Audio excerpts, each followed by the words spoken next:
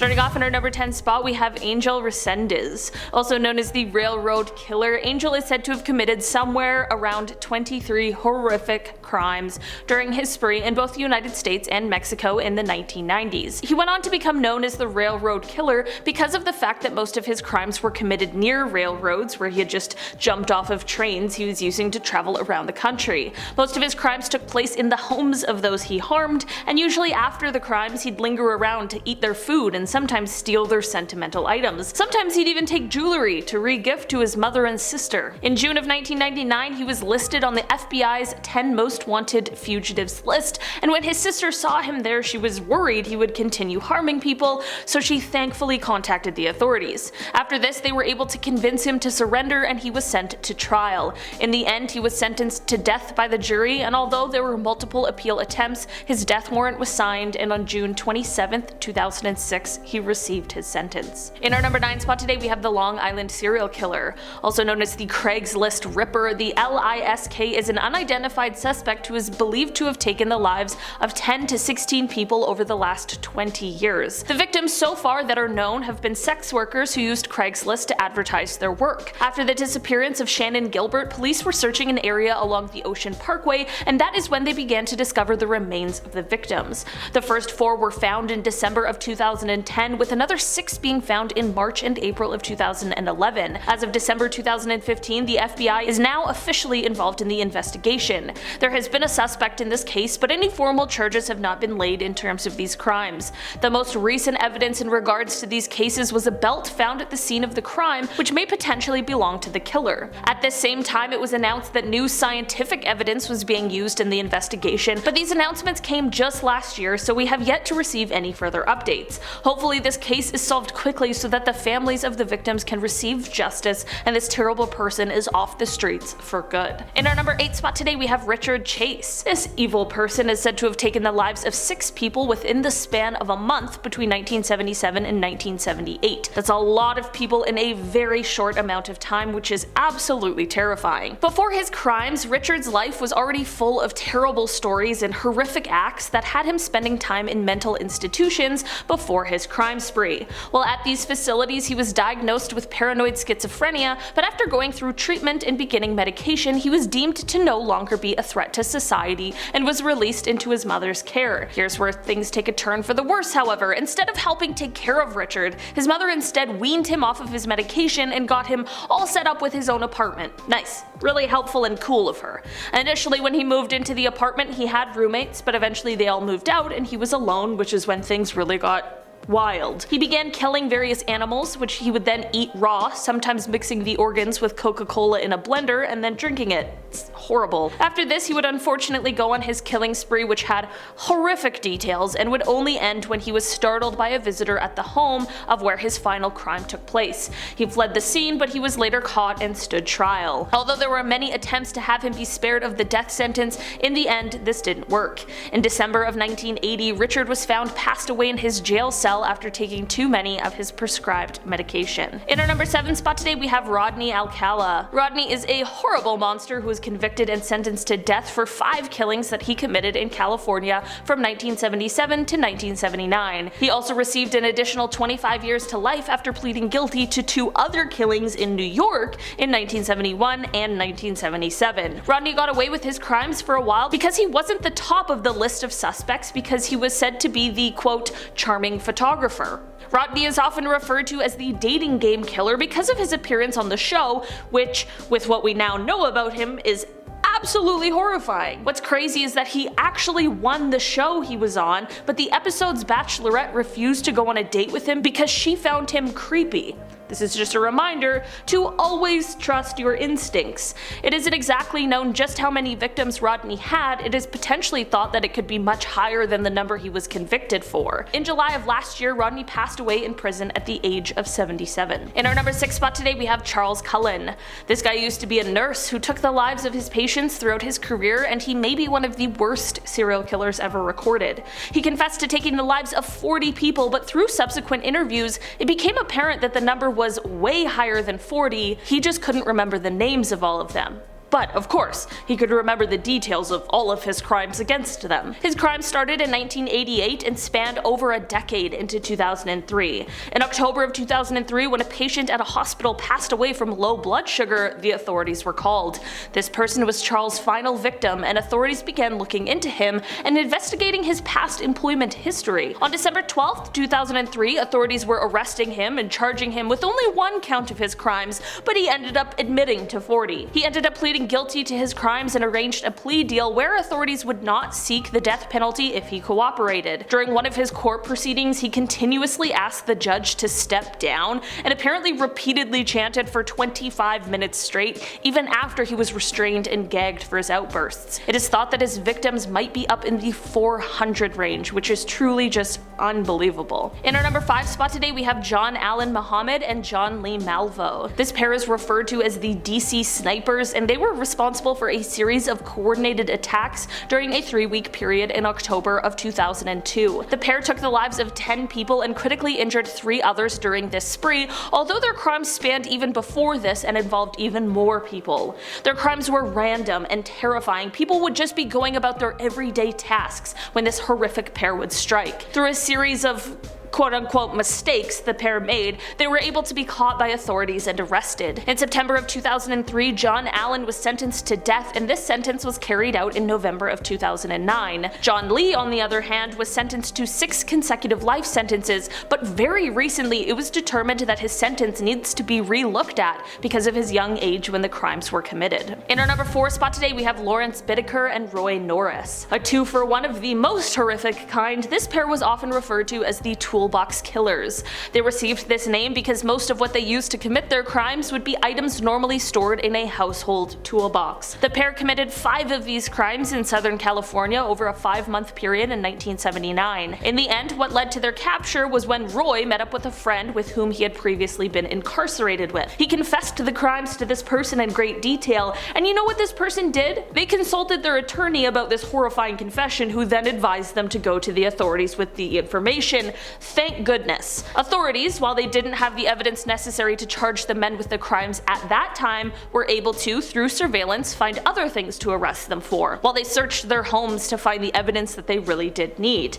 The pair stood trial, and in the end, Lawrence was sentenced to death, and Roy, who accepted a plea bargain and agreed to testify against Lawrence, received a life sentence. Lawrence died of natural causes while on death row in December of 2019, as did Roy at the California Medical Facility in 2020. FBI Special Agent John E. Douglas described Lawrence as the most disturbing individual for whom he has ever created a criminal profile. In our number 3 spot today, we have Robert Hansen. Robert is often referred to as the Butcher Baker, and his story truly is horrific. He is one of the most prolific serial killers in Alaska's history because for over a decade he would kidnap women and bring them into the wilderness, where he would then stalk them like prey. The reason he got away with his crimes for so long is because outside of these horrifying crimes, he was just a soft-spoken baker. Robert was heading to church by day and prowling the streets at night. What led to the downfall of this horrible monster was a badass named Cindy Paulson, who was able to escape from Robert and was sure to leave evidence behind. She then went to authorities and told them what happened, and this led to a search warrant for Robert's property,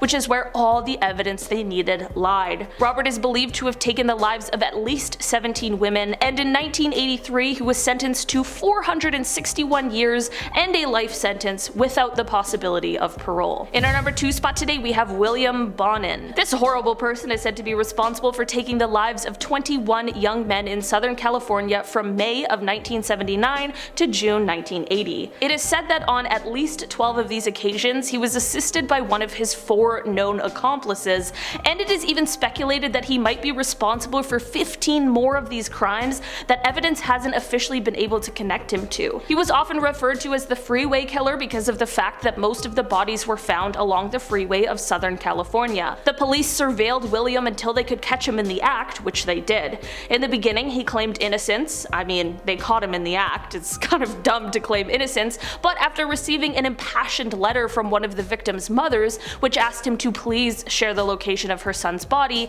he confessed his guilt. But he made sure to clarify that it wasn't so the mother could be at peace or so that her pain could be eased. No, of course not. Instead, he said, quote, "I was dying for a hamburger and I knew if I went out with the cops they would get me a hamburger." At his first trial, the prosecutor described him as, quote, "the most arch-evil person who ever existed." William was convicted on 14 of his crimes and was sentenced to death. He spent 14 years on death row before his sentence was carried out in 1996. In our number 1 spot today we have Israel Keyes. Israel is quite a prolific serial killer and truly is a terrifying person. While everyone on this list is horrible, Israel is particularly scary because of the fact that he had no MO or type. He just killed at random. In fact, he was so prepared for these random crimes that he left kill kits all over the US so that he would be prepared for whenever whoever he chose crossed his path. It isn't quite clear how many of these crimes he committed, and many missing persons reports that are still open could potentially be linked to him.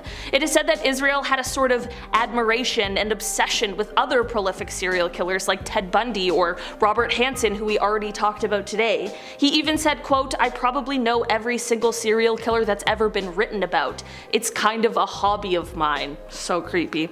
In March of 2012, Israel was finally apprehended and was to stand trial for his crimes, but unfortunately, while waiting for trial, he went on to take his own life. He left behind a note and a drawing of 11 skulls, which led authorities to believe that this may be the number of victims he had. Starting off in our number 10 spot, we have Quincy Allen. Quincy Allen is a man who went on a crime spree between July and August of 2002 where he took the lives of 4 people. His crime spree was actually inspired while he was in prison serving time for stealing a vehicle. It was here that a fellow inmate decided to start recruiting others and told him that he could get Quincy a job as a mafia hitman. When Quincy was released, he decided to buy a shotgun so he could start practicing. Man, I really wish he showed this kind of dedication to literally anything else. Quincy started off this horrific crime spree on July 7th, 2002 by attacking a 51-year-old homeless man who was sleeping at the time. Luckily, this man was able to survive the attack. His crimes continued until he was arrested on August 14th, 2002. After his arrest and trial, Quincy received a sentence of death and is still on death row awaiting execution. His sentencing did not deter him from the criminal life, however, as in 2009, Quincy, along with another inmate, planned an attack on a correctional officer at the prison they both reside at. Quincy was intended to be executed on January 8th, 2010, but there was a stay of execution that was accepted, and as of July 26th, 2022, literally just over a month ago, Quincy's death sentence was overturned. In our number 9 spot today, we have the Golden State Killer. The Golden State Killer is one of the most famous serial killers of all time, and he managed to elude police for 30 years. From 1973 to 1986, the GSK was responsible for taking the lives of 13 people, harming 50, and 120 different burglaries all across California. Throughout the investigation process, he used different tactics to both taunt and threaten police and victims, which is just another level of being messed up. If you don't know how this story ends, buckle up though, because it is wild. So you know those like family DNA tests like 23andMe where you send in your DNA and then they send you back your genealogy? Well, basically these kinds of services helped identify who the real Golden State Killer was. In 2018, when Detective Paul Holes and FBI lawyer Steve Kramer uploaded the Golden State Killer DNA profile, which they were able to obtain from the crime scenes, to the website GED Match, they were able to find 10 to 20 people who had the same great-great-great-grandparents as this DNA match. From there, a genealogist made a large family tree, and then they were able to single out 2 main suspects. After covertly collecting DNA samples from one of the suspects and comparing them to the crime scene DNA, they were finally able to arrest Joseph James DeAngelo, who is the Golden State Killer. After decades of waiting, the victims of his crimes were finally able to see justice served as he was sentenced to 12 life sentences plus 8 years. He was spared the death penalty because he admitted to numerous crimes he had perpetrated, some of which he wasn't even being charged for. He is now 75 years old and will definitely spend the rest of his life in prison. In our number 8 spot today, we have David Berkowitz. David Berkowitz, or the Son of Sam, is an American serial killer who terrorized New York from July of 1976 to July of 1977. He took the lives of 6 people and wounded 7 others, all while eluding the biggest manhunt in New York City history. He was one of those arrogant ones who leaves like little notes for the police promising to do it again, but his arrogant self was caught for his crimes and he was arrested on August 10th, 1977 and was indicted for his crimes. He confessed to all of them and claimed that he was just obeying the orders of a demon that had manifested itself in the form of a dog that belonged to his neighbor. He was found mentally competent to stand trial and he pleaded guilty to his crimes, which left him sentenced to 6 consecutive life sentences. He later admitted to making up the dog story, which yeah, duh, but he did say that he was a member of a violent satanic cult and his crimes were committed as a part of that. These claims were investigated, but no one has ever been able to confirm or deny them. In our number 7 spot today, we have Tex Watson. Tex Watson was one of the central members of the Manson family, which was led by Charles Manson, and he was a willing participant for the horrible Tate and LaBianca crimes that took place on August 9th and 10th, 1969. In October of 1969, Tex knew his arrest was coming, so he fled to his home state of Texas, but was later arrested and extradited back to California. Once he was in California, he refused to talk or eat and ended up losing 55 pounds, which got him sent to get tested to see if he was fit to stand trial, which he was. In 1971, he was convicted on 7 counts of first-degree unalive and 1 count of conspiracy to commit unalive. He originally received a death sentence, but it ended up being commuted to life in prison. Get this, you guys, though, he was able to release a book while in prison, and he got married, and through conjugal visits, he was able to have 4 children. But thankfully in 1996 they banned those kinds of visits for people serving life in prison, and in 2003 he got divorced because his wife had met someone else.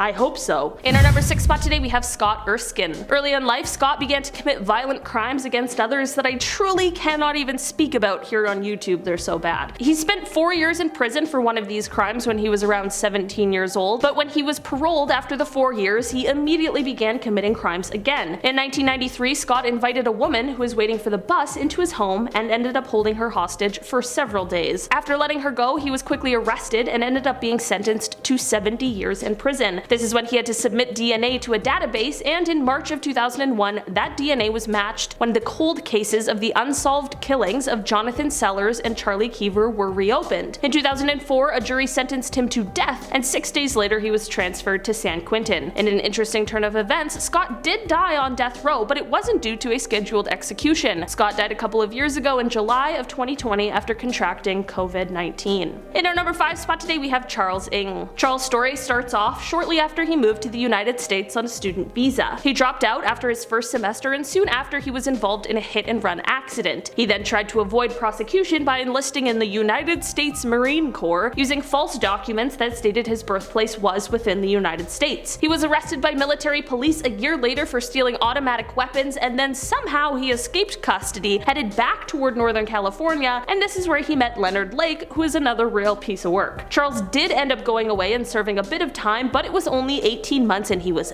back with Leonard, and that is when the two started their crime spree. It is believed that together the pair took the lives of somewhere from 11 to 25 different people. When Leonard was caught and brought in for questioning, he sneakily took a cyanide pill he had hidden in his jacket and took his own life, but Charles ended up standing trial. He was convicted for 11 of the killings and he remains on death row at San Quentin. In our number 4 spot today, we have Sean Great. Sean is a serial killer who committed a series of crimes from 2006 until he was apprehended in 2016. Throughout his decade of criminal activity, it is thought that he took the lives of at least 5 people. So basically, his story is a little confusing, but in September of 2016, Sean was arrested and later indicted for 2 killings as well as a kidnapping and harming a woman whose 911 call actually led to his arrest. At the same time, in another county next door, he was also being charged with 2 other deaths as well as another one from all the way back in 2016. This final count from all of those years ago was actually an unsolved Jane Doe case who had been unidentified for 12 years. When Sean confessed to this crime, he wasn't even sure who she was, he just said he believed her name was Dana. On May 7th, 2018, Sean was convicted on 2 of the counts, and on March 1st, 2019, he pleaded guilty to 2 of the others, and on September 11th, 2019, he pleaded guilty to the additional count. In the end, he was sentenced to death and has remained on death row since that final plea and sentencing, and he is currently scheduled to be executed in 2025. In our number 3 spot today, we have the Zodiac Killer. This one had to make it on this list because while there are a plethora of terrifying people on this list, nothing is as terrifying as an uncaught serial killer killer, and the Zodiac is definitely the most prolific of them all. The Zodiac killer took the lives of 5 people in the San Francisco Bay Area between 1968 and October of 1969. He was most known for targeting young couples or a lone male cab driver. Despite 2 people luckily and thankfully escaping his attempted evil doings, he has still never been caught. While no one has heard from the Zodiac since 1974, the case remains active in many different counties, and maybe one day we'll finally know who the real Zodiac is. In our number 2 spot today, we have Dale Hausner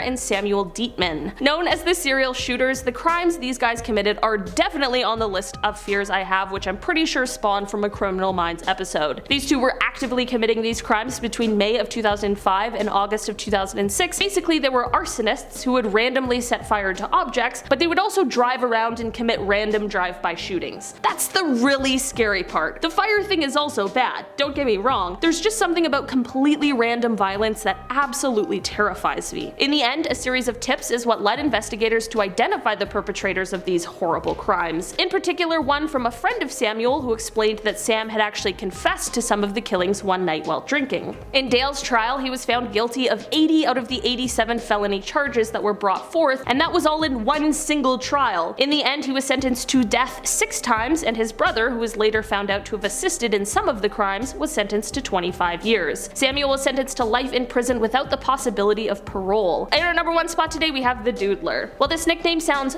very sweet, it, like everything else on this list, is very sinister. The nickname that this unidentified killer received is due to his practice of sketching his victims before taking their lives. This unidentified killer committed their crimes in the San Francisco area from January of 1974 to September of 1975, and they specifically targeted gay men. It is believed that 14 deaths can be attributed to this killer, while 3 others were injured in the process. Unfortunately, because of the stigma and sensitivity surrounding gay men at the time, the 3 who survived this monster were very reluctant when speaking with the authorities for fear of being outed as a result of it. This has led to there being very little information for them to work with in terms of identifying the man responsible. For a while, there was a primary suspect, but that person has never been officially charged because sadly, none of the survivors felt comfortable enough to testify in court. Starting off at our number 10 spot, we have the River City Ripper. One of the most terrifying things that exists are serial killers who are still on the loose, especially when you find out that they've been recently active. This serial killer is wanted in connection to 4 different incidents that occurred in Little Rock, Arkansas, 3 of which were fatal. These horrific crimes took place between August of 2020 and April of 2021, and despite one of the victims thankfully surviving the attack and being able to provide a description of the assailant, there's still very little to go on in terms of being able to identify this horrible human. The FBI was contacted shortly after their survivor was able to give a testimony to authorities, and their behavioral analysis team created a profile of this unidentified killer. These crimes are terrible any way you spin them, but one of the most terrifying parts is that they were all just random acts of violence that occurred completely unprovoked. The case has gained quite a bit of attention, but still, the monster remains at large. In our number 9 spot today, we have Tommy Lynn Sells. Before I get into this one, guys, please don't forget to hit that thumbs up if you're enjoying the video. It really does help us out. Tommy Lynn Sells was an American serial killer who is responsible for 22 confirmed deaths, but authorities have said that they know that there are more. I actually watched an interview that he did, and one of the aspects that scared me the most while watching him talk about his crimes is how you can tell that he committed these acts because he wanted to,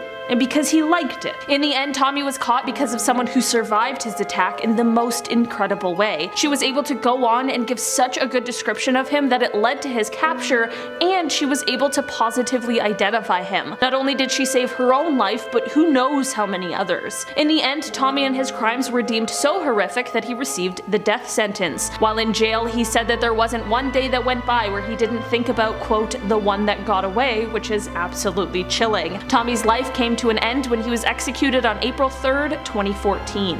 In our number 8 spot today, we have Glenn Stewart Godwin. Man, this guy definitely has quite the history. So basically, in 1980, Glenn was working in California and didn't really have too much of a criminal record. For some reason, he and his roommate, however, decided to make a plan to rob someone that they knew who was once a friend of theirs. Of course, things go awry, and it turns into a botched robbery, and Glenn ends up taking the life of the person they were robbing. Also, this isn't necessarily important to what we're talking about today, but it's so unhinged I just can't leave it out. In an attempt to destroy evidence, Glenn tried to blow up the crime scene. The explosive went off, but obviously they were still able to figure out who committed the crime. Both Glenn and his roommate were both tried and convicted for the crimes in 1983. This, of course, is not where the story ends. In 1987, Glenn tried to escape prison and failed, and this landed him at a higher security prison, Folsom State Prison, which is maximum security. Somehow, once at this new prison, he attempted another escape, and this time was successful. He fled to Mexico, where he tried unsuccessfully to be a part of the illegal drug trade. He was arrested again and sentenced in Mexico,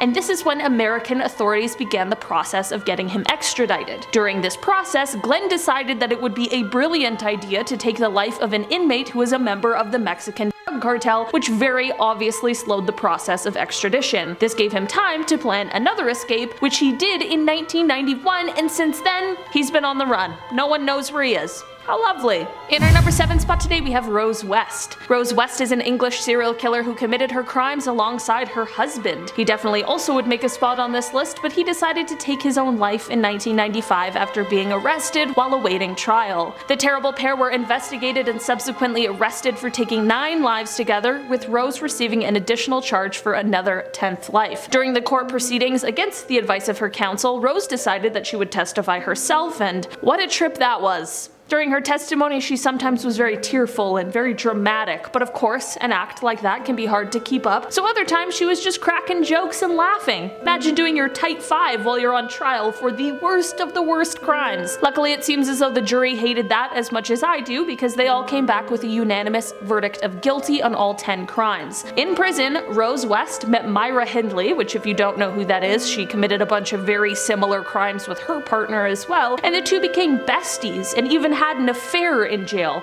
But throughout the whole thing, Rose is still trying to say that she was totally innocent and that Fred was completely responsible for all of the crimes. So wild. In our number 6 spot today, we have Chester Turner. Chester is an American serial killer who, on April 30th, 2007, was convicted of taking the lives of 11 women in the Los Angeles area, and on June 19th, 2014, he was convicted of 4 more that they were able to tie back to him. He has been referred to by prosecutors as one of the most prolific serial killers in the city's history, and if you know Los Angeles' history with things like that, that is not something to take lightly. Due to other crimes that Chester had committed where he was caught, he had to submit a DNA sample. This sample is what ended up leading authorities to solving these horrific crimes that he had committed. At the time, these cases were turning cold, but thankfully Chester being caught for other crimes is what allowed them to have a break in the case. In his original trial that led to conviction, Chester was sentenced to death, but at the following one in 2014, he also received an additional death sentence. In our number 5 spot today, we have Gary Ridgway. This horrible human being is also sometimes known as the Green River Killer, and his crimes took place somewhere between 1982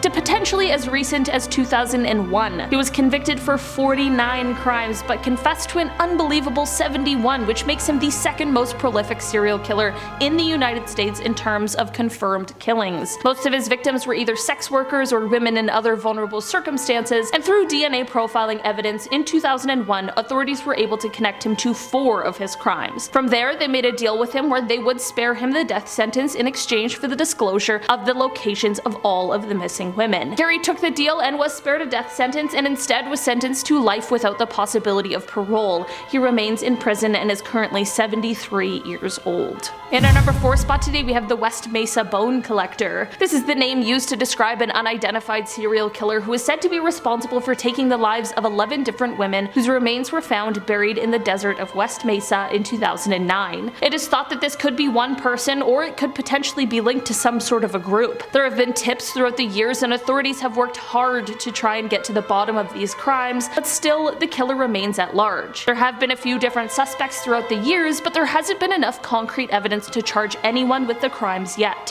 What's interesting about this case is that, although the remains were found in 2009, according to authorities, upon examining satellite satellite images, it is believed that the last of the remains were placed there in 2005. In our number 3 spot today, we have Hebert Mullen. It is said that Hebert, before his crime spree, was quite bright and well liked. He was voted most likely to succeed in high school, but by his mid-30s his life had taken a dark turn, and he was now a serial killer who would go on to take the lives of at least 13 people. To be perfectly honest, Hebert definitely had some mental illness struggles that greatly contributed to the horrific crimes that he committed. That does not excuse what he has done, but it would be completely unfair not to mention that part of the story. Experts have explained that Hebert suffers from paranoid schizophrenia, and he believed that his crimes were preventing earthquakes in California. He only believed this sort of fantasy more after his arrest because, coincidentally, there were no earthquakes in California during his crime spree, but there was one shortly after his arrest. In 1973, he was sentenced to life in prison, and although he has been up for parole a number of times, he has been denied every time,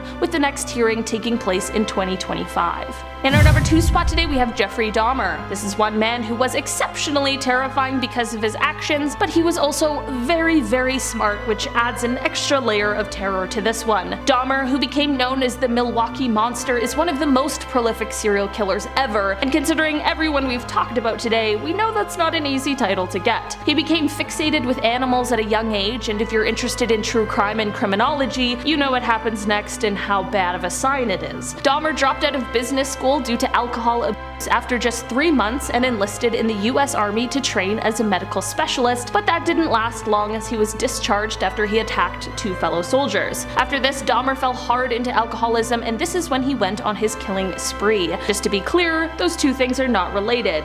I know you know that, but I don't want anyone to think otherwise.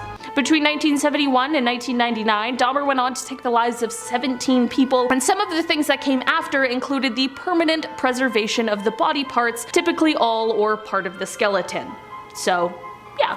Things were very dark. One of his victims was able to escape and booked it to the police, which is of course what led to Dahmer being caught for his atrocious crimes. When they got there, the chief medical examiner remarked that it was more like dismantling someone's museum than an actual crime scene. In the end, Dahmer was tried and convicted and sentenced to 15 life imprisonments, and in February of 1992 he received an additional life sentence for a crime he hadn't yet been tried for that occurred in Ohio. In our number 1 spot today, we have Christopher Scarver. On June 1st, 1990, Christopher showed up at the Wisconsin Conservation Corps Training Program office, and there he demanded money from the man he found. When the man only gave him $15, Christopher went on to shoot him. Christopher then went and demanded money from another man and continued to shoot the man that he had already shot until this second man gave him more money. Christopher was caught and convicted for this atrocious crime, but his story does not end here. On November 28, 1994, Christopher was assigned work detail with 2 other inmates. One was Jesse Anderson, who had taken the life of his own wife, and the other was none other than the man we just talked about, prolific serial killer and monster, Jeffrey Dahmer. Well, when the 3 were left alone, Christopher took a bar from a piece of equipment in the exercise room, and he used that to basically beat and then kill the other 2. Not gonna lie, there is no excuse and no reason for any of the crimes that these people committed, including these ones, but there is a very weird sort of poetic justice to that. Christopher was tried again for these 2 crimes and received 2 more life sentences. Starting off this list, in our number 10 spot, we have the alphabet. There are a lot of scary people on this list today, but some of the scariest people out there are the ones we know have committed horrific crimes, but have yet to be identified. Yes, we are talking cold cases, unsolved crimes right now, and we are talking one of the worst. The alphabet killings are a series of unsolved crimes named because of how each victim had their first initial that matched their last. So like their first name and their last name started with the same letter. They know the crimes are linked, or at least have reason to suspect they are, because of a similar MO that includes how the life was taken and where the remains were placed afterwards. They were all taken in a similar area around a similar time. There are theories and suspects as to who could have committed these horrific crimes, but as of right now, no one knows for sure. These crimes were committed between 1971 and 1973 in Rochester, New York, and because of the timing, it's possible that whoever committed these crimes could still be alive, but perhaps they're not. Authorities, despite having an immensely difficult job placed in front of them, are still committed and trying to solve this case. In our number 9 spot today, we have John Wayne Gacy. With a nickname like Killer Clown, it is abundantly clear why everyone would want to stay away from this actual monster. He got his start in this horrifying nickname by being a clown for children's birthday parties, charitable events, and that sort of thing. According to Gacy himself, all of his crimes were committed inside of his ranch house, where he would lure his victims into. He would then trick them into wearing handcuffs under the pretense that he was going to show some sort of a magic trick, and from here the horror unfortunately ensued. It is thought that he took the lives of somewhere around 33 young men, most of which he buried in a crawl space in his home. On the evening of December 11th, 1978, Gacy took the life of his last victim, Robert Peist. Gacy lured the young man in when he went into the pharmacy that he worked at, and while talking with the store owner, loudly declared so that Robert could hear that he often hired teenagers for his firm at a starting rate of $5 per hour, which was double what Robert was getting at the pharmacy. In hopes of getting a new good job, Robert ended up inquiring further after his shift at the pharmacy was over. When Robert's mother filed a missing persons report, the pharmacy owner was able to explain that Gacy was likely the person he went to speak to about a job, and when the police looked into Gacy's background, all the pieces were there just waiting to be put together. Subsequent investigation, questioning, and searches led police to gather all of the evidence they needed to arrest and charge him, and his conviction for 33 killings was, at the time, the most by one individual in the United States legal history. He was sentenced to death on March 13, 1980, and on May 10, 1994 he was executed by lethal injection, and I'm not gonna lie, I think that's something we can all be grateful for. In our number 8 spot today we have Delphine LaLaurie. Delphine was a New Orleans socialite who was an evil person behind closed doors. It is said that in public, Delphine was polite and appeared as if she cared for those who were enslaved in her home, which is the most ridiculous sentence I've ever said, but that's what the accounts of people who lived in this time said. Delphine's social standing remained until, on April 10, 1834, authorities responded to a fire at her Royal Street mansion. When they arrived and went inside, no one was prepared for the horrors they were about to see,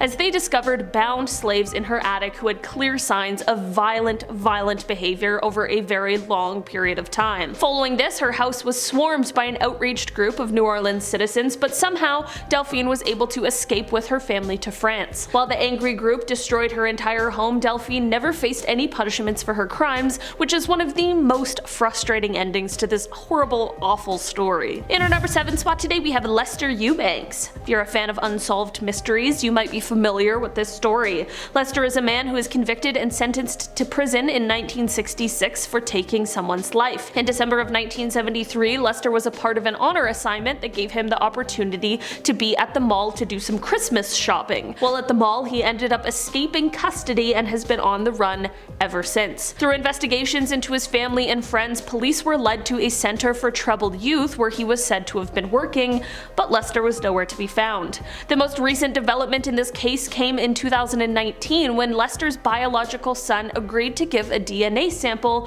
which could be used to link Lester to recent crimes and maybe give an idea on where he could be hiding, but FBI policies that you cannot search using a family member's DNA. It's crazy that someone could be on the run for so long without anyone recognizing or finding them, and it makes me really wonder if anyone in his new life knows about his dark past. In our number 6 spot today we have the Honolulu Killer. This is another one of those pesky, horrifying, unidentified serial who of course was active in and around Honolulu, Hawaii. These crimes took place in 1985 and 1986, and throughout those years it is said that whoever is responsible for these crimes took the lives of at least 5 women. The women seemingly didn't have any connection to each other as they were all from different walks of life, but because of the gruesome similarities of each crime, authorities were able to determine that they were likely committed by the same person. Despite the years it's been, the perpetrator has never been identified and could still be out there somewhere, hiding from taking responsibility for their actions. In our number 5 spot today we have Daniel Perez. Daniel Perez might be better known by his alias Lou Castro, but he truthfully is just best not being known at all because he sucks. Daniel led a cult that was located on a 20-acre property in a rural area just north of Wichita. He convinced his followers that he had magical powers, and he told them all that he was a centuries-old angel who needed to commit some horrific crimes in order to stay alive. Weird story. history. These crimes would have certainly been more than enough to throw him on this list, but he of course just couldn't stop at committing one type of crime. He had to make sure he just really stole the show on being the worst. Basically, he had this clever idea to use his followers' life insurance policies to live a lavish lifestyle, like as if no one would think that's weird or suspicious. While some of these life insurance policies were collected through regular means, of course that kind of greed only leads to evil things, which of course means that he ended up taking one of his followers' lives so he could collect the cash. It is thought that he also contributed to the deaths of some of the other people's life insurance policies he cashed in on, but unfortunately there was never any evidence that would be able to substantiate that claim. Despite this, however, on April 21st, 2010, authorities were able to arrest Daniel and he was charged with 28 felonies. In February of 2015, he was convicted on all counts and received a sentence of 80 years in jail. In our number 4 spot today, we have the I-70. This is the name of what is believed to be an unidentified serial who is known to have taken the lives of 6 store clerks in the Midwest in the spring of 1992. The reason he is referred to as the I-70 killer is because most of the stores were just a few miles off of Interstate 70. While most of his victims were women, there was one man, but it is believed that he may have been expecting a female employee. The killings were clearly the main objective of his crimes as well, considering the fact that at each scene there was only a small amount of cash that was taken.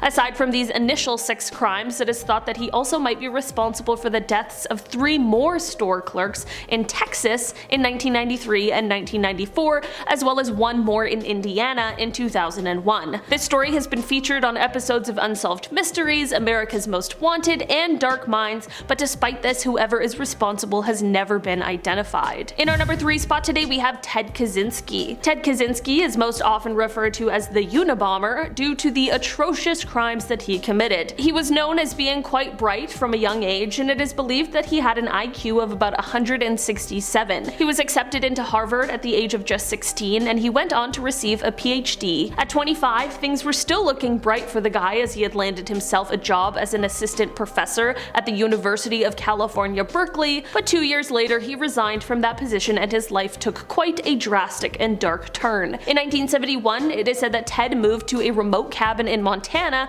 that had no electricity or running water. From 1971 until 1977, Ted learned to live a hermit, off-the-grid style life while learning different survival skills, but once 1978 rolled around, he was ready to start his terror campaign. From here until 1995, he began a nationwide against people who were involved with modern technology. He planted these weapons or would mail them, and in the end took the lives of 3 people and severely injured 23. Just like many of these kinds of people, his own ego and delusions got in the way, because on April 24th, 1995, he sent an anonymous handwritten letter that was addressed to the police via the New York Times. His own brother ended up recognizing his handwriting, however, and that's the tip that he gave to the FBI. Ted was captured, tried, and sentenced to life in prison with no possibility of parole. In our number 2 spot today, we have Dorothea Puente. You know the saying, don't judge a book by its cover? Well, this is certainly a case of that. If you took one glance at Dorothea and knew nothing about her, you'd probably assume she was someone's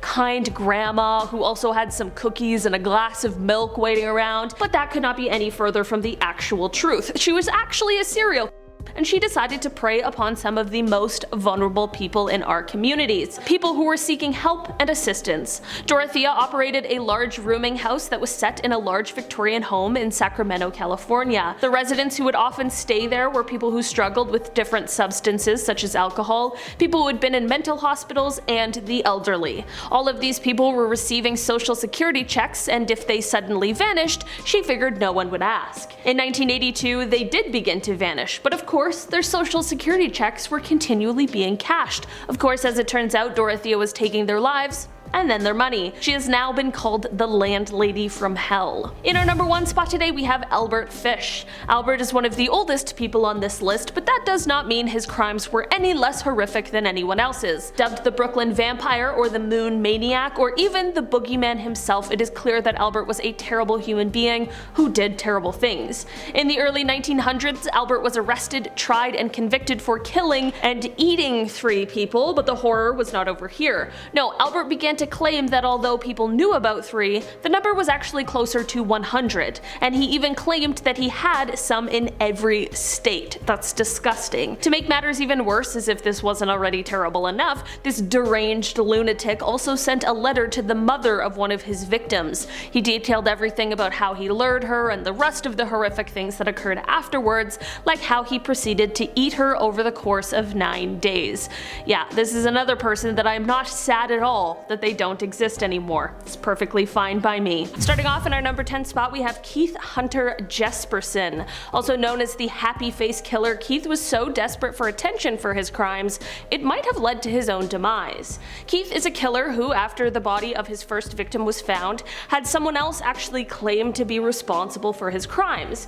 When you're trying to get away with killing people, having someone else falsely confess to your crime would likely seem like the best case scenario, right? Well, not for Keith. He wanted to be known for his crimes, so to help himself get media attention, he drew a smiley face on a bathroom wall hundreds of miles away from his crime scene, and here he left an anonymous letter where he confessed to the crime and provided proof. He didn't end up receiving a reply, so he decided to write more letters to the media and to authorities, each signed with a smiley face. In the end, Keith was initially caught after he became the prime suspect in the death of his girlfriend at the time. Previously, his victims had been people he had no connection to, so this truly was the mistake the authorities needed to catch him. Keith then admitted to his crimes, and while he has formally been linked to 8 deaths, he has confessed to somewhere around 185. Keith was tried and sentenced to life without parole for his heinous crimes, and he remains in prison at Oregon State Penitentiary. In our number 9 spot today, we have Franklin Dwayne Alex. Franklin is a man who had quite an insane crime spree that lasted for about 6 months in the 1990s. Although short, it was anything but sweet. The spree started off in August of 1997 in Houston, Texas. Over the course of this spree, Franklin took the lives of at least 3 people. He committed robberies, he harmed people, he attempted to take more lives where thankfully the people survived, he kidnapped people, literally any serious crime he could commit during those 6 months he was doing it. In the end, Franklin was caught and put on trial for his crime spree, and he received a sentence of death which was carried out on March 30th, 2010. In our number 8 spot today, we have David Parker Ray. Often referred to as the Toy Box Killer, this guy is anything but fun. This serial killer nickname comes from how he soundproofed a semi-trailer, which he called his toy box, and he equipped it full of everything a nightmare human being would need to commit his horrific crimes. Here's the thing, although he was highly suspected of taking lives, there was never enough evidence to prove it because the bodies were never found. This means that although many people are quite sure that he did such things, he was never officially tried for it. He was, however, tried and convicted for kidnapping as well as for harming those he had taken. He would sometimes include his wife in these instances, she was a willing participant, and then many of those he took he would later drop off on the side of the road somewhere after using barbiturates in an attempt to destroy their memories that could potentially identify him. Whether he took any lives or not is still up for debate, I suppose, but that does not mean he is any better than anyone else on this list. He is equally as horrible of a person. In the end, David was convicted for his crimes, which is thought to be up in the range of about 60 instances in 2001, and then he died of a heart attack in 2002 in prison. In our number 7 spot today, we have Arthur Shawcross. This man is also known as the Genesee River Killer, and his crime spree began in 1972.